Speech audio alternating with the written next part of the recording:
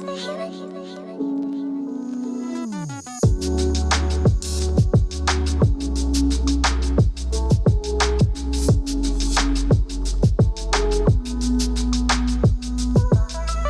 up guys, Sanjot Keer here, welcome to IFL। Perfect वाले एकदम crispy homemade French fries कैसे बनाते हैं वो आज आपको बता रहा हूँ। साथ ही में इस वीडियो में एक बोनस रेसिपी होने वाली है इस वीडियो के एंड में, तो एंड तक देखना इस वीडियो को। तो फ्रेंच फ्राइज जो है घर पे कई सारे लोग बनाते हैं, मैंने भी पहले चैनल पे बनाए हुए हैं, लेकिन एकदम डिटेल में आज आपको बताने वाला हूँ। एकदम क्रिस्पी वाले परफेक्ट शेप परफेक्ट साइज़ के साथ फ्रेंच फ्राइज़ की फ्राइंग टेक्निक क्या होगी, इसको स्टोर कैसे करना है, हर एक चीज़ आपको इस वीडियो में बताने वाला हूँ। तो सबसे पहले तो फ्रेंच फ्राइज़ बनाने के लिए सबसे मेन इंग्रेडिएंट ऑब्वियसली आलू होता है। अब आलू जो होता है उसकी सिलेक्शन जो है वो बहुत इंपॉर्टेंट है। फ्रेंच फ्राइज़ के लिए हमें लो स्टार्च वाला आलू चाहिए होता है। अभी इतना टेंशन लेने की ज़रूरत नहीं है, आलू वाले के पास जाना है जो आपके मार्केट में आलू वाला होगा, उसके पास आपको बोलना है कि मुझे कम स्टार्च वाला या कम मीठे आलू चाहिए। यूजुअली इंदौरी, चिप्सोना, पहाड़ी आलू, ये सब टाइप की जो वैरायटीज़ हैं इसमें कम स्टार्च होती है और इससे फ्रेंच फ्राइज़ और चिप्स बहुत अच्छे बनते हैं। अभी मेरे घर के पास इंदौरी आलू बहुत इजीली मिल जाता है यहाँ पर, जो मेरा आलू वाला जो वेंडर है, तो मैं इंदौरी आलू यूज़ कर रहा हूँ। वो कुछ इस तरीके के दिखते हैं और इसमें स्टार्च काफ़ी कम होता है, फ्रेंच फ्राइज़ बहुत अच्छे बनते हैं इससे।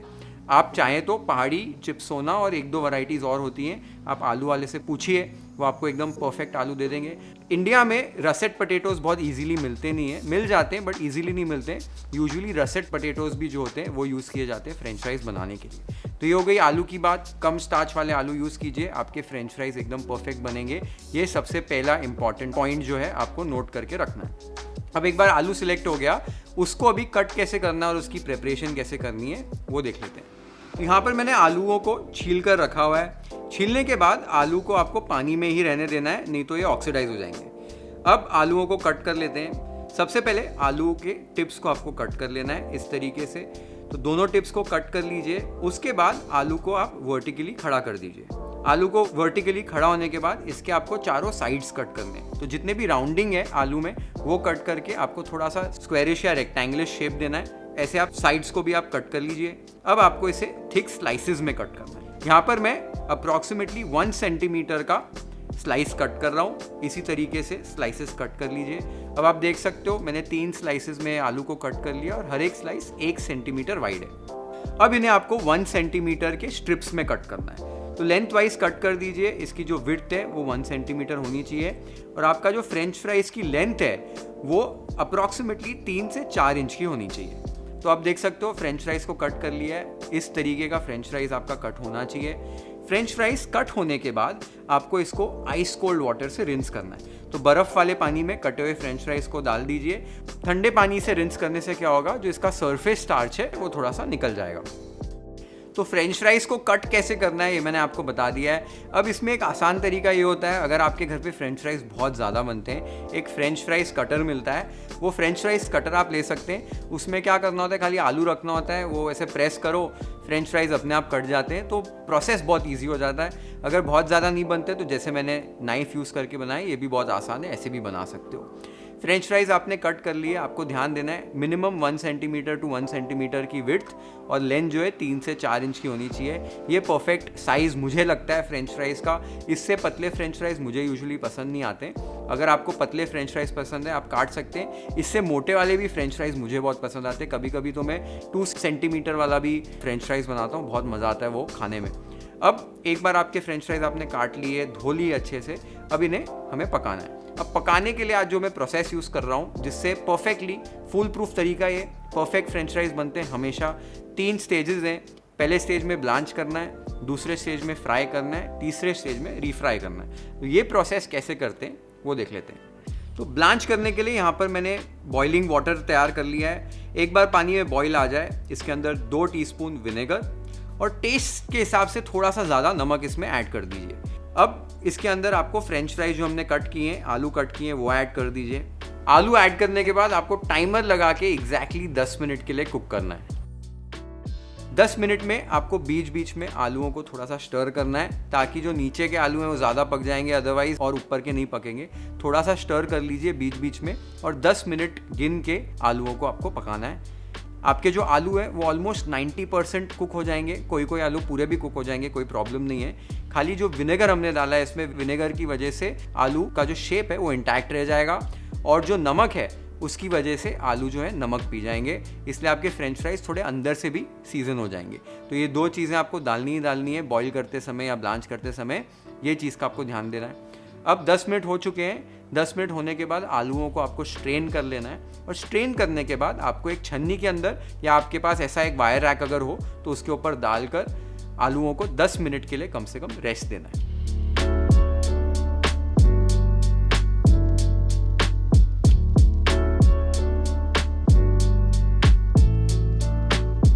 तो हमारा कुकिंग का पहला प्रोसेस हो गया है, ये आलूओं को पकाने वाला प्रोसेस है। इससे क्या होगा, आपके आलू पक जाएंगे, इसलिए फ्राइंग के समय हम सिर्फ इसको टेक्सचर और क्रिस्पनेस देने का काम करेंगे। आलू हमारे अंदर से ऑलरेडी पके होंगे। तो ये स्टेप जो है, इससे क्या हो जाता है, एक तो आलू हमारे इंश्योर हो जाता है कि आलू पके हुए हैं। दूसरी बात, जो एक्सेस स्टार्च होता है आलू के अंदर वो पानी के अंदर निकल जाता है। इससे हमारे जो फ्रेंच फ्राइज हैं वो ज़्यादा क्रिस्पी बनते हैं। तो ये स्टेप इस रीज़न की वजह से किया है। आलू आपके एक बार पका लिया आपने, एक वायर रैक या छन्नी में डालकर उसको 10 मिनट का रेस्ट दीजिए। इससे क्या होगा, थोड़े से ठंडे हो जाएंगे आलू, और जो ऊपर का जो पानी है जो लगा होगा आलूओं के ऊपर वो कंप्लीटली सूख जाएगा। तो ये स्टेप आपको इधर तक करना है। एक बार आपके आलू रेस्ट हो गए, फिर इसे हमें 2 बार ही फ्राई करना है। तो पहली बार फ्राई कैसे करना है वो देख लेते हैं। तो फ्रेंच फ्राइज को फ्राई करने के लिए तेल मैंने यहाँ पर 200 डिग्री सेल्सियस पर गर्म कर रखा है। मेरे पास तो थर्मोमीटर है, अगर आपके पास नहीं है तो आप क्या कर सकते हैं, यूजुअल जो टेम्परेचर आपका होता है फ्राइंग का, उससे ज़्यादा टेम्परेचर पर आपको गर्म करना है। हल्का हल्का शायद धुआं भी आना शुरू हो जाएगा तेल के अंदर से। एकदम गर्म कर लेना है तेल को। थर्मोमीटर है 200 degrees is a perfect temperature. अभी तेल अच्छे से गर्म है, इसके अंदर मैं हमारे ब्लांच किए हुए आलू जो हैं वो ऐड कर रहा हूँ। आलू ऐड करने आपको केयरफुली धीरे धीरे ऐड कर दीजिए। उसके बाद आपको बस 45 टू 60 सेकेंड्स के लिए इन आलूओं को फ्राई करना है, बस इतने ही टाइम के लिए, बस 1 मिनट के अंदर अंदर फ्राई करना है। इससे क्या होगा, गरम तेल की वजह से आपके जो फ्रेंच फ्राइज है उसके ऊपर एक कोटिंग आ जाएगी, ये सील हो जाएंगे अच्छे से, और सेकेंड फ्राइंग के टाइम पर हम इसे अच्छे से फ्राई कर पाएंगे। तो 1 मिनट होते ही फ्रेंच फ्राइज को निकाल लीजिए, फिर से इसको एक वायर रैक के ऊपर या एक छन्नी के अंदर आपको ऐड कर देना है, और यहाँ पर इस स्टेज पर इसको फिर से 10 से 15 मिनट का रेस्ट देना है। तो हमारा दूसरा स्टेज ऑफ कुकिंग हो गया, जो हमारी फर्स्ट फ्राइंग वाला स्टेज था। अभी इस स्टेज में क्या होता है, हाई टेम्परेचर पे हम फ्रेंच फ्राइज को फ्राई करते हैं। इसकी बाहर की जो कोट बनानी है, हमें सीलिंग करनी है इसको बाहर से, वो हो जाती है इस स्टेज के ऊपर। और फिर क्या होता है, सेकेंड फ्राइंग स्टेज पर हम इसे सेम टेम्परेचर पे ऐड करेंगे, लेकिन फ्लेम जो है वो लो कर देंगे। फ्लेम लो कर कर इसको धीरे धीरे पकाएंगे जब तक कि एकदम क्रिस्प नहीं हो जाते हैं। तो ये टेक्निक है, ये टेक्निक आपको फॉलो करनी है और आपके फ्रेंच फ्राइज एकदम परफेक्ट बनेंगे हमेशा। अब इस स्टेज पर आप क्या कर सकते हो, अगर आपको होममेड फ्रोज़न फ्रेंच फ्राइज बनाने हैं तो ये स्टेज पर 10 मिनट के लिए इस फ्रेंच फ्राइज को ठंडा कर लीजिए।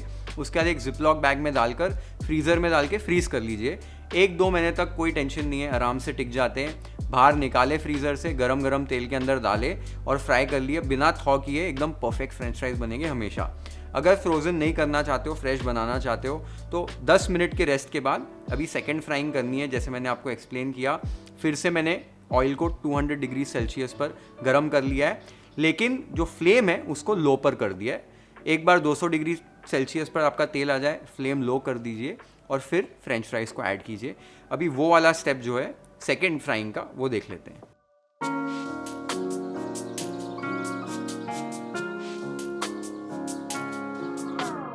तो 200 डिग्री सेल्सियस गर्म ऑयल में मैंने फ्रेंच फ्राइज को भी ऐड कर दिया है। फ्रेंच फ्राइज ऐड होने की वजह से तेल का टेम्परेचर जो है ऑटोमेटिकली कम हो जाएगा। जो टेम्परेचर है ऑयल का वो अप्रॉक्सीमेटली 170 डिग्री सेल्सियस पे आ जाएगा फ्रेंच फ्राइज ऐड करने के बाद। इस स्टेज पर आपको 4 से 5 मिनट लगेंगे अभी आराम से फ्रेंच फ्राइज को फ्राई करना है। ये स्लो कुकिंग की वजह से फ्रेंच फ्राइज आपके एकदम क्रिस्पी हो जाएंगे। आराम से लो फ्लेम पर कुक कीजिए फ्रेंच फ्राइज को, जब तक कि इसमें एक लाइट गोल्डन ब्राउन कलर नहीं आ जाता है। एकदम परफेक्ट जो फ्रेंच फ्राइज वाला कलर होता है वैसे फ्राई होंगे, ये वाले एकदम डार्क नहीं होंगे, जलेंगे नहीं और एकदम क्रिस्पी बनेंगे। तो 4 से 5 मिनट हो चुके हैं। अब आप देख सकते हो हमारे फ्रेंच फ्राइज एकदम परफेक्टली फ्राई हो गए हैं। इसी तरीके के आपको फ्राई करने हैं। फ्रेंच फ्राइज को निकाल कर एक बोल के अंदर ऐड कर दीजिए। इमीडिएटली इसी स्टेज पर आपको इसमें सॉल्ट डालना है टेस्ट के हिसाब से, और साथ ही में थोड़ी सी ब्लैक पेपर डालनी है अगर आपको पसंद है तो, और फिर फटाफट से इसको टॉस करना है ताकि जो सॉल्ट और पेपर है वो फ्रेंच फ्राइज को कोट कर ले। चलो देख लेते हैं इसका क्रंच कैसा है।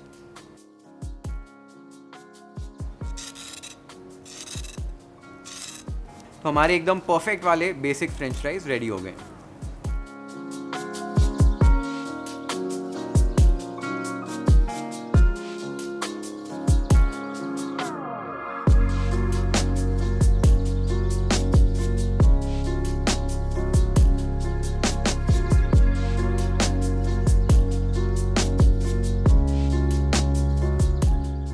तो हमारे फ्रेंच फ्राइज रेडी हो गए एकदम परफेक्ट वाले।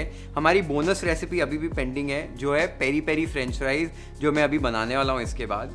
लेकिन ये टेक्निक जो है एक बार आपने फॉलो कर ली फ्रेंच फ्राइज बनाने के लिए तो बहुत ही अमेजिंग फ्रेंच फ्राइज बनते हैं। एंड बिलीव मी, जो पैकेट वाले फ्रोजन फ्रेंच फ्राइज आते हैं उससे कई गुना ज़्यादा अच्छे फ्रेंच फ्राइज ये वाली टेक्निक से बनते हैं। तो ज़रूर ट्राई करना ये वाली रेसिपी। अभी नेक्स्ट वाली जो हमारी रेसिपी है bonus recipe, peri peri spice mix बनाना है। स्पाइस मिक्स बनाने के बाद फ्रेंच फ्राइज बनाएंगे पेरी पेरी वाले, जो आजकल बड़ों को बच्चों को सबको बहुत पसंद आते हैं। और ये वाला जो पेरी पेरी मसाला है ये मेरी पहले वाली रेसिपी से अलग है और बेटर बनती है। तो पेरी पेरी स्पाइस मिक्स एकदम परफेक्ट वाला घर पे कैसे बनाते हैं वो देख लेते हैं। एक मिक्सर ग्राइंडर के अंदर 1 टेबलस्पून कश्मीरी लाल मिर्च पाउडर, 1 टीस्पून तीखी वाली लाल मिर्च powder, 1 teaspoon garlic powder, 1 teaspoon onion powder, 1 teaspoon आमचूर पाउडर, आधा टीस्पून काली मिर्च, 1 टीस्पून ऑरिगैनो, 1 टीस्पून नमक और 1 टीस्पून शक्कर। ये सारी चीज़ों को अभी आपको एक मिक्सर ग्राइंडर के अंदर साथ में पीस लेना है और एक फाइन पाउडर बना लेना है। अब आप देख सकते हो मैंने सारे मसालों को अच्छे से एक साथ पीस लिया है और ये हमारा होममेड पेरी पेरी मसाला रेडी हो गया है। तो ये वाला जो होममेड पेरी पेरी मसाला है बहुत आसान है बनाना और बहुत ही डिलीशियस बनता है। इसे एक एयर टाइट कंटेनर में बंद करके फ्रिज में रख दीजिए, 1-2 महीने तक आराम से टिक जाता है और बहुत सारी चीज़ों पर आप डालकर इसे खा सकते हो। मैं आज इससे पेरी पेरी फ्रेंच फ्राइज़ बना रहा हूँ। पेरी पेरी मसाले से कोट करना है वो फ्रेंच फ्राइज़ को, बहुत ही डिलीशियस लगते हैं। तो पेरी पेरी फ्रेंच फ्राइज़ बना लेते हैं।